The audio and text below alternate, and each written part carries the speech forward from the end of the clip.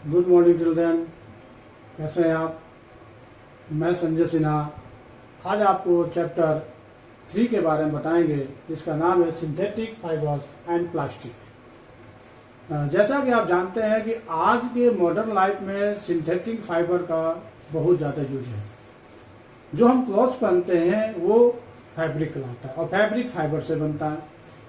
लेकिन अगर हम बात करें तो नेचुरल फाइबर और सिंथेटिक फाइबर दो प्रकार के फाइबर हमारे होते हैं। नेचुरल फाइबर आपको बहुत ही कॉस्टली होता है और आसानी से उपलब्ध भी नहीं होता है, जैसे सिल्क है, वूल है, ये हमारे नेचुरल फाइबर हैं। लेकिन आज के मॉडर्न लाइफ में हम सिंथेटिक फाइबर को बहुत ज़्यादा यूज करते हैं। आप जितने भी क्लॉथ पहनते हैं, बहुत सारे ऐसे आप देखिए, जैसे सॉक से आप बनाते हैं, अम्ब्रेला है आपका, रोप्स है आपके, ये सारे सिंथेटिक फाइबर से बनते हैं। आज हम इसी के बारे में बात करते हैं, सिंथेटिक फाइबर। जैसा आप जानते हैं सिंथेटिक फाइबर नाम से ही है, it is called the artificial या मैन मेड फाइबर या आर्टिफिशियल फाइबर के नाम से इसको हम जान सकते हैं। ये बनाया हुआ है, खुद से मनुष्य के द्वारा बनाया जाता है, so they are called the man made fibre. Man made ये जो सिंथेटिक फाइबर है, एक स्मॉल यूनिट, बहुत छोटे छोटे जो यूनिट होते हैं वापस में जब कंबाइन कर जाते हैं और तब जाकर ये बनाते हैं, उसका नाम है पॉलीमर। ये पॉलीमर से बनते हैं। जो पॉलीमर से, पॉली मीन्स होता है मेनी और मर्स मीन्स होता है यूनिट। जब ये बहुत सारे यूनिट आपस में कंबाइन कर जाते हैं तब जाकर पॉलीमर बनता है और इसी पॉलीमर के द्वारा आपका सिंथेटिक फाइबर बनता है। ये पॉलीमर के अगर आप अगर हम माला के बारे में बात करें, अगर आप देखें तो छोटे छोटे बीड्स से जब मालाएं बनती है, जिस तरह आपस में सबको जोड़कर एक माला बनाया जाता है, उसी तरह से ये पॉलीमर भी बनता है और इन्हीं पॉलीमर के द्वारा हम सिंथेटिक फाइबर बनाते हैं। अगला टॉपिक है प्लास्टिक, इसके बारे में बाद में बात करते हैं। फिलहाल हम सिंथेटिक फाइबर में बात करते हैं। आखिर सिंथेटिक फाइबर हमारे लिए क्यों महत्वपूर्ण है, क्यों हमारे लिए जरूरी है, इसके बारे में हम थोड़ा जानते हैं। इसकी कुछ कैरेक्टरिस्टिक जानते हैं, क्या क्या इसकी कैरेक्टरिस्टिक है, क्यों हम इसको ज्यादा प्रिफरेंस देते हैं अपने लाइफ में, इसको समझते हैं। Number 1, characteristics of synthetic fibre, they are durable, ये टिकाऊ होते हैं। देखिए, जैसे अगर आप देखें सूती कपड़ा, अगर कॉटन के अगर आप क्लॉथ ले वो जल्दी फट जाते हैं, जबकि सिंथेटिक जो क्लॉथ होते हैं वो टिकाऊ होते हैं, कुछ दिन तक जाते हैं। सो दे आर ड्यूरेबल, वो टिकाऊ होते हैं। दे आर चीप, मतलब ये सस्ते होते हैं। और चूंकि ये नेचुरल फाइबर जो होता है उसके बहुत सारे प्रोसेस होते हैं और ये बहुत कम मात्रा में उपलब्ध होता है, जिसके चलते हमारे लिए, जब हमारे पास जब आता है तो ये बहुत महंगे हो जाते हैं। तो so they are cheap means they are less expensive, ये एक्सपेंसिव नहीं होते हैं, ये सस्ते होते हैं। नेक्स्ट है दे सोक लेस वाटर, ये पानी कम सोखते हैं, इनके अंदर में पानी के अब्जॉर्ब करने की क्षमता बहुत कम होती है। इसका मतलब ये कि सो दे ड्राई अप क्विकली, ये आसानी से सूख जाते हैं। सूती कपड़े को अगर आप देखें, मान लो सूती कपड़े के बाद कॉटन क्लॉथ के अगर हम बारे में बात करते हैं, तो अगर आप देखते हैं तो उसको सुखाने में समय लगता है। लेकिन अगर सिंथेटिक कपड़ा है, जैसे पॉलिस्टर है, टेरिलीन है, इनको अगर हम एक बार पानी में डाल दे, पानी में रख दे, थोड़ी सी रख दे, तो पानी के साथ चूंकि ऑब्जर्व करते नहीं है, सारे पानी इसके निकल जाते हैं और फिर आसानी से ये सूख जाता है, इसलिए इसको हम लोग प्रेफरेंस ज्यादा देते हैं।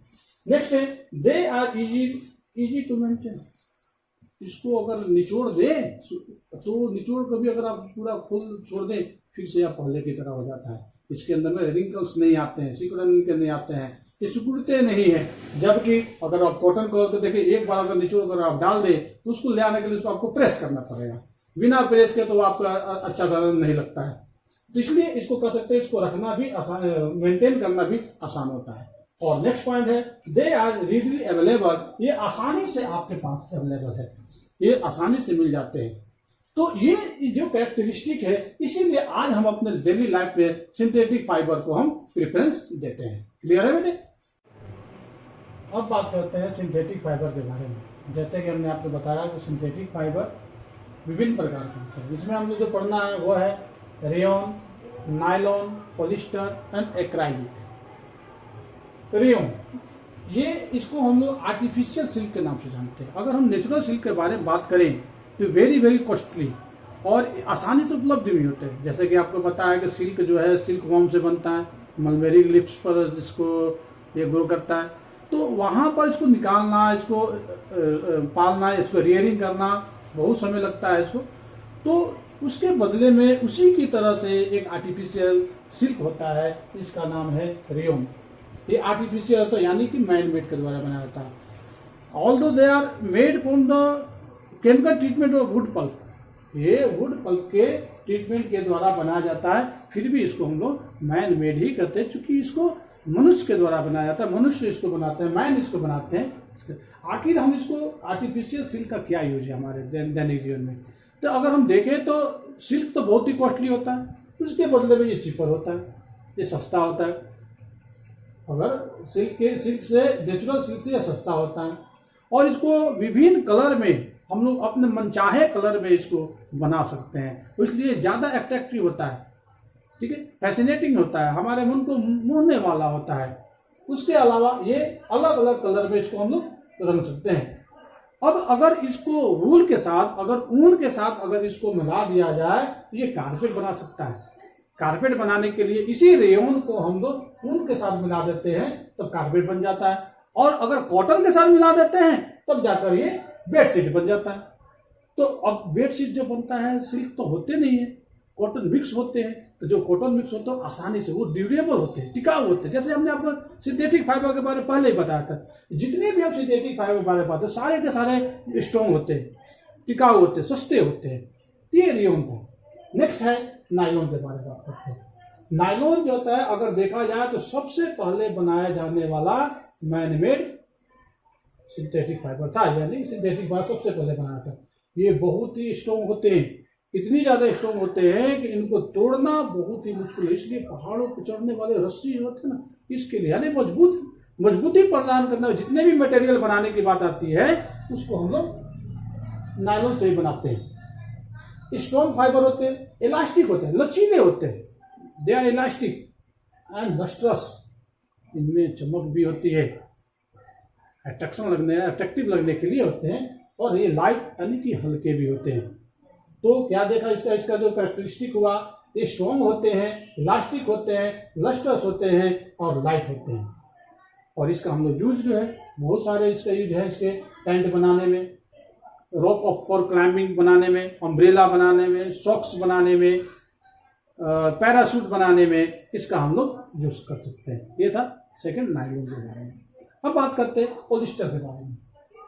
पॉलिस्टर, पॉलीजोर एस्टर, एस्टर जो है एक केमिकल होता है जिसकी जो स्मेल जो होते हैं फ्रूट लाइक होते हैं, यानी जितने भी मिठाइयों में अगर आप गंध देखते हैं ना, परफ्यूम में, मिठाइयों के अंदर में जो गंध जो आप देखते हैं, जो स्मेल जो आप देखते हैं, ये एस्टर के द्वारा ही आते हैं।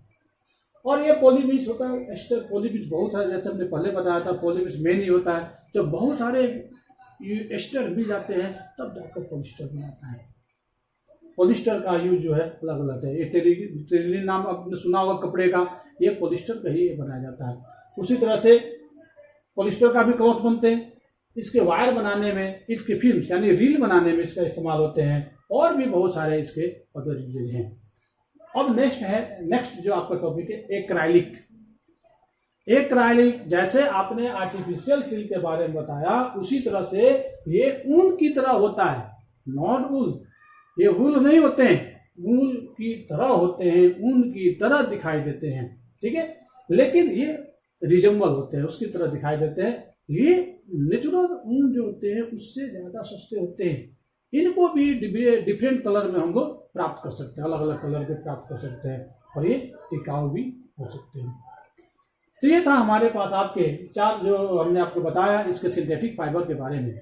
अब थोड़ा सा इसके बारे में जानते हैं, सिंथेटिक फाइबर जितने हमारे लिए उपयोगी हैं उतने ज्यादा हमारे लिए डेंजरस भी हैं, ये खतरनाक भी हो सकते हैं, क्योंकि इनके अंदर में एक विशेषता होती है कि ये बहुत जल्दी आग पकड़ते हैं। अगर इसलिए कभी भी हमें याद रखें, सिंथेटिक फाइबर जो से बने हुए क्लॉथ को कभी भी किचन के अंदर में या लेबोरेटरी के अंदर में इसका यूज नहीं किया जाता है, क्योंकि लेबोरेटरी में बहुत सारे केमिकल्स होते हैं, एसिड होते हैं, अगर वो जाएंगे तो ये जलेंगे, वो पिघलेंगे, और जब ये पिघलते हैं तो ये चिपक जाते हैं, शरीर के अंदर में स्टिक कर जाते हैं, और इसी तरह से ये आग भी बहुत जल्दी पकड़ते हैं। ये सिंथेटिक फाइबर जो होते हैं आग बहुत जल्दी पकड़ लेते हैं। इसलिए इस बात को हमेशा ध्यान रखना चाहिए कि कभी भी किचन के अंदर में जाते समय किचन में या लेबोरेटरी के अंदर में सिंथेटिक फाइबर के कपड़े पहनकर ना जाएं। ये हमारे सिंथेटिक फाइबर के बारे में थे। अब हम आपको अगले टॉपिक में आपको प्लास्टिक के बारे में बताएंगे, क्या ऐसा प्लास्टिक होता है। ओके बेटे, थैंक यू। अगर आपको हमारा ये वीडियो पसंद आया आप इसको जरूर लाइक करें और आगे के अपडेट के लिए हमारे चैनल को सब्सक्राइब करें। Thank you very much.